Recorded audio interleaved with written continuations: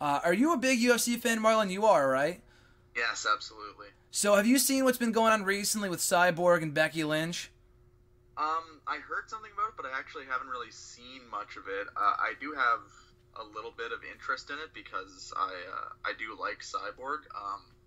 So I'd be interested in seeing her work a match. It'd be pretty cool, but I just don't know if she is a big name in the MMA circle, but I don't know if she's going to bring in the same kind of attention as like a Ronda Rousey or anything even close to that, or even like a Holly Holm or a Misha Tate, right? Yeah. So. Yeah, I think it would still be pretty cool. Just because they're at SummerSlam too. Like, yeah, like you said, I think the biggest name they could do is Ronda Rousey, but I'm not exactly sure what her status is. She last fought in December and she lost, obviously, and she hasn't been seen since. So I'm not really sure. I know she was actually not been. That's a lie because I know she was at the Mae Young Classics. I think she was actually in the front row for the show, which is pretty cool. Yeah, and she was on some other TV show recently, but besides that, yeah, she's kind of fallen off the face of the earth. Yeah, she's really been largely out of the public eye as of late. So, but even still, Ronda Rousey, even at her worst, even despite the loss many months ago.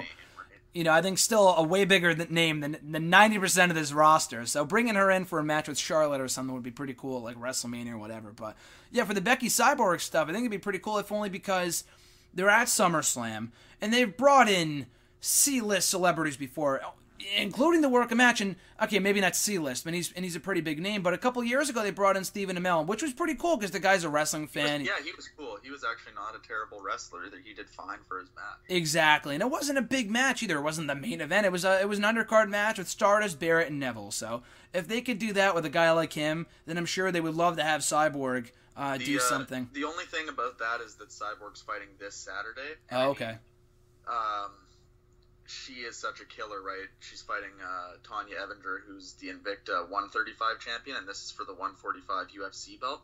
So she's fighting a smaller woman. I mean, Tanya Evinger's game as hell, but, unless she really gets in there and comes out without a scratch, you never know. She could be medically suspended for 30, 60 days, and then she could come away with even one slight injury and not be wanting to work a match, right? The UFC might not allow that right so close to her fight, so I wouldn't know anything about SummerSlam, but you never know down the line. Which is good that they might. I mean, maybe that's the case. Maybe they're holding off on announcing anything formal, like Becky and Cyborg at SummerSlam, and then she gets hurt or something in her fight this coming week, and then they can't do the match, and they got to pull out.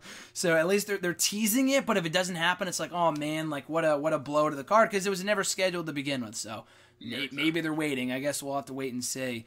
But yeah, I think it'd be cool to have her be brought in to do something at SummerSlam. And I've seen, maybe it was Dave Meltzer, or someone along those lines said that UFC owes WWE after they took Brock Lesnar from them for the fight at UFC 200 last year. So it would be cool to see them kind of do a trade and then do that match at SummerSlam. But I guess we'll see. SummerSlam's going to be like a fucking 15-match card again, so I would not be surprised if they had like 4 women's matches, which isn't a bad thing, but they're going to have... It's going to be a long show. It's another 4-hour show, so I'm kind of happy I'm not going this year because it's a really, really long show. Yeah.